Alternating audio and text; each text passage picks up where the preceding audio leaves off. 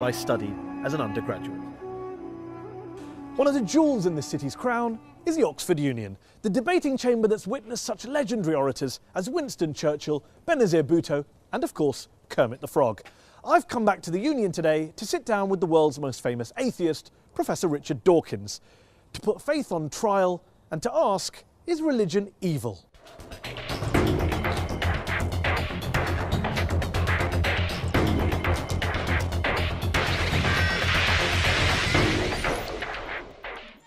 Muslims riot in protest against a truly awful film demonising Islam. Dozens are killed. The Quran, if found guilty, can be burned. A Christian pastor in Florida tries to burn a copy of the Quran and ignites global pandemonium. Even Buddhists are at it, attacking the Muslim minority Rohingyas in Western Burma. And of course, the conflicts plaguing the modern Middle East are often blamed on ancient hatreds between the children of Abraham. Remember 9/11? Was this religiously inspired terrorism? Thousands died. Yet here's the thing. Societies without faith haven't fared much better. Communism banned all religions, as Joseph Stalin and Mao Zedong systematically slaughtered millions of their own countrymen. Is science any better? Since Galileo and Darwin, scientists have sought to stamp out ignorance and unravel the mysteries of the universe. But science has also poisoned the environment, unleashed killing on an industrial scale, and now threatens our entire planet. My guest today, however, stands firmly on the side of science and has provoked controversy with his attacks on religion. Ladies and gentlemen, Professor Richard Dawkins. One of the most prolific thinkers of his generation, he shot to fame in the 1970s with his research into genetics, and his book, The Selfish Gene, transformed evolutionary biology. His most famous work, The God Delusion, sold millions of copies and has been translated into more than 30 languages. I care about what's true. Do you actually believe in your Muslim faith? Do you believe that Muhammad split the moon in two? Do you believe that Muhammad flew to heaven on a winged horse, for example? I pay you the compliment of assuming that you don't. No, I do. I believe in miracles. You believe that? Yes.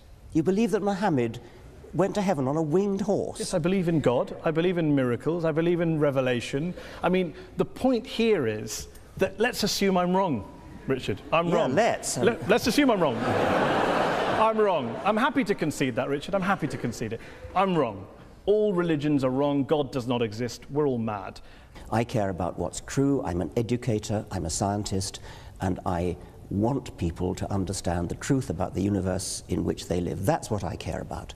And I regard religion as a distraction, and in some cases a pernicious distraction from true education, which I love and value the way you value and love your God.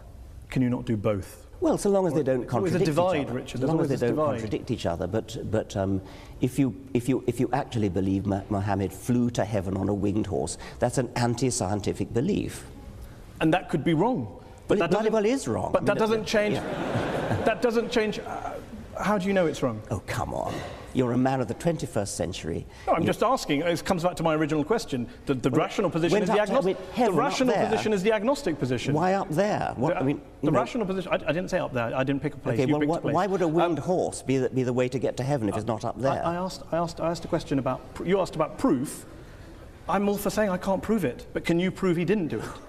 I mean, this is the end-all debate. Didn't fly to heaven on a winged horse? I'm just asking on your criteria. I'm just asking on your criteria. No, I can't prove it, and I can't prove it wasn't a golden unicorn. But I'm fascinated that you're rather talk about what animals the Prophet may or may not have used 1400 years ago, rather than talk about what Muslims or Islam is doing in the world today, good or bad. Well, that seems to be the distraction. If anyone's distracted, it seems to be you. Well, that's your view. I'm fascinated by how somebody, a respected, sophisticated journalist in the 21st century, can believe that a prophet flew to heaven on a winged horse. Let me ask you this. Are all people who hold beliefs in God and in miracles and the supernatural, do you regard them all as intellectually inferior to you? I regard those beliefs as intellectual nonsense.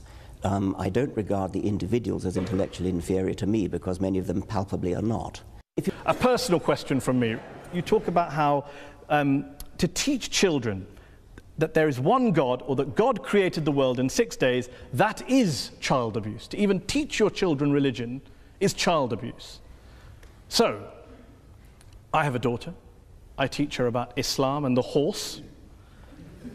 Am I guilty of child abuse? Do you teach her the world was created in 6 days? No, because Islam doesn't teach that, Richard. I'm delighted to hear that. I ask